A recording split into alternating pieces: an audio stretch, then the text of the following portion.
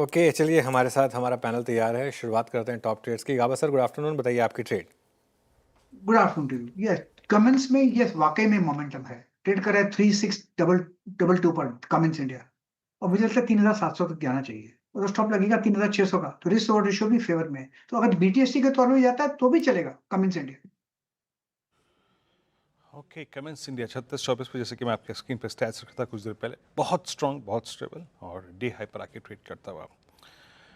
Bye call at 3624। मानस, आपका trade? Virendra ji, देखिए UPL में खरीदारी करने की राय रहेगी। यूपीएल में बहुत ही इंपॉर्टेंट रेजिस्टेंस ब्रीच हुआ है। 700 पे स्टॉक रेजिस्टेंस फेस कर रहा था, लेकिन आज 700 का आंकड़ा ब्रेक हुआ, वॉल्यूम्स काफी बेहतर है। तो यूपीएल में करंट लेवल्स पे खरीदारी करेंगे। 699 का स्टॉप लॉस लगा लेंगे, और 735 735 रुपए तक के टारगेट पॉसिबल है यूपीएल में। यहाँ पर आप एक ऑप्शन ट्रेड भी ले सकते हैं, 710 वाला कॉल ऑप्शन ले सकते हैं। 14 रुपीज पे ट्रेड हो रहा है, 8 रुपए का स्टॉप लॉस लगा लीजिए, 26 रुपए के टारगेट पॉसिबल है। ओके, यूपीएल में डे हाई के आसपास कारोबार करता हुआ नजर आएगा। शानदार रैली आज शुरुआत में ही यूपीएल में देखने को मिल रही है। ये पिक मानस जी की तरफ से। शिल्पा जी, आप बताइए। वेरी गुड आफ्टरनून, आप क्या पिक कर रही हैं? Good afternoon everyone. मेरा रहेगा लॉन्ग साइड में ट्रेड सिंजिन में। सिंजिन फ्यूचर्स ट्रेड कर अराउंड 670। यहाँ पे मुझे लगता है एक अच्छा खासा ब्रेकआउट अटेम्प्ट हो रहा है, जहाँ पे 690 से लेकर 700 710 के भी लेवल्स आप एक्सपेक्ट कर सकते हैं। स्टॉप लॉस 655 का मेंटेन कीजिए and stay long in Syngene futures. Okay, Shilpa ji good afternoon. Shilpa ji कहाँ थी इतने दिन से? मिस कर रहे थे आपके व्यूअर्स आपको, हम भी मिस कर रहे थे आपको। नहीं अनुज, थोड़ा इशू था, but it's all okay now. Thank you so much. चलिए, all okay. Kavita ji good afternoon. Kavita ji, आपकी ट्रेड। वेरी गुड आफ्टरनून अनुज जी, गुड आफ्टरनून एवरीवन। सो मेरा ट्रेड होगा डिक्सन टेक्नोलॉजीज पर। अपने 10 ईएमए से काउंटर ने बहुत अच्छा बाउंस बैक दिया है और अभी करीबन 0.2% ऊपर है।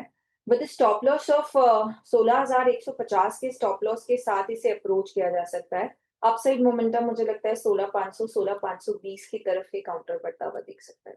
सो Dixon will be the bye.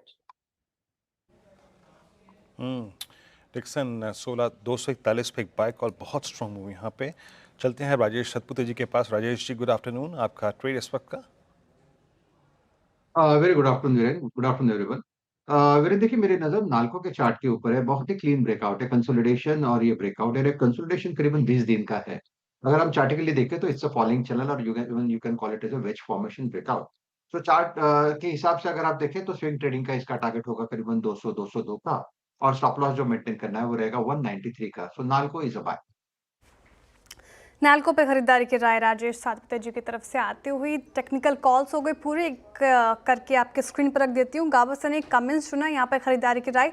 Target और स्टॉप लॉस आपके स्क्रीन पर होगा, जॉट डाउन कर लीजिए। मानस जी को यूपीएल पसंद आ रहा है, यहाँ पे खरीदारी की राय। 690 का स्टॉप लॉस, 735 के टारगेट देख रहे हैं वो। शिल्पा जी कह रही है सिंजिन उनको भारा है, यहाँ पे उनके पास खरीदारी की राय। 710 के टारगेट, 650 का स्टॉप लॉस। कविता जी ने डिक्सन टेक पर दाव लगाया, यहाँ पे भी खरीदारी की राय उनकी तरफ से। 16,500 के टारगेट आप एक्सपेक्ट कर रही हैं।